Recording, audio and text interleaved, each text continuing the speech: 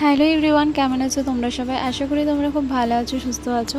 গেছিলাম একটু ডোমিনোজে পিৎজা খেতে। আমি পিৎজা খেতে খুব ভালোবাসি, আর যার সাথে গেছিলাম সেই পিৎজা খেতে একদমই ভালোবাসে না। তাই অনেক দিন ধরে বায়না করার পর শেষমেশ আমাকে নিয়ে গেছিলো একটু ডোমিনোজে পিৎজা খাওয়াতে।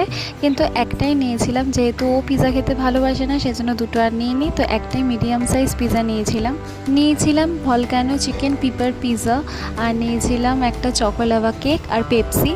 পিৎজাটা কিন্তু খুব ঝাল ছিল, আর ভিতরটা পুরো মিউনিস ছিল, আর খেতে জাস্ট দারুণ ছিল। আর তাছাড়াও ডমিনোজে অনেক এখন কম্বো অপশান আছে, সেগুলোও নেওয়া যেত, কিন্তু আমরা এটাই নিয়েছিলাম। আর আমাদের প্রাইস পড়েছিল ওই 600 টাকার কাছে। আর পিৎজার সাথে পেপসি নেওয়া হয়েছিল, কারণ শুকনো পিৎজা না একদম খাওয়া সম্ভব না, একটুখানি পেপসি না হলে খাওয়া যায় না।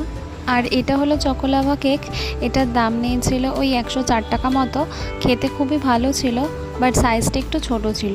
কিন্তু পিৎজাটা প্রাইস অনুযায়ী কিন্তু বেশ বড় ছিল, মিডিয়াম সাইজটাই বেশ আমাদের কাছে বড় লাগছিলো। দুজনে মিলে এটা খেয়েই আমাদের পেট ভরে গেছিলো। আমার কিন্তু পিৎজাটা জাস্ট দারুণ লেগেছে। আর এই টাইপের ভলকানো টাইপের পিৎজা কিন্তু আমি ফার্স্ট টাইম ট্রাই করলাম।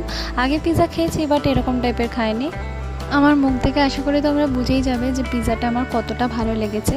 আর আমার মতো তোমরা কারা পিৎজা লাভার আছো আমাকে কমেন্টে জানিও। আমি কিন্তু পিৎজা খেতে খুব ভালোবাসি, আর আমার মতো অনেকেই আছো যারা এই পিৎজা খেতে ভালোবাসো।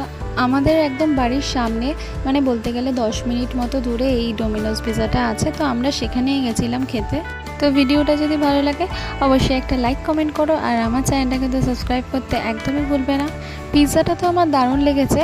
এবার বলি এই চকোলাভা কেকটায়, আমার কিন্তু এর থেকে বেশি মিউ আমরের কেক ভালো লাগে। এই চকোলাভা কেকটা ছিল মোটামুটি, বাট আমার টেস্টটা কেন জানি না খুব একটা ভালো লাগেনি। এর থেকে আমার মনে হয়েছে মিউ আমরই বেস্ট। পিৎজার কম্বোগুলো কিন্তু দারুণ ছিল। তো আজকে এখানেই শেষ করলাম। সবাই ভালো থাকবে, সুস্থ থাকবে, দেখা হবে পরের একটা ব্লগে। আজকের মতো এখানেই, সবাইকে টাটা।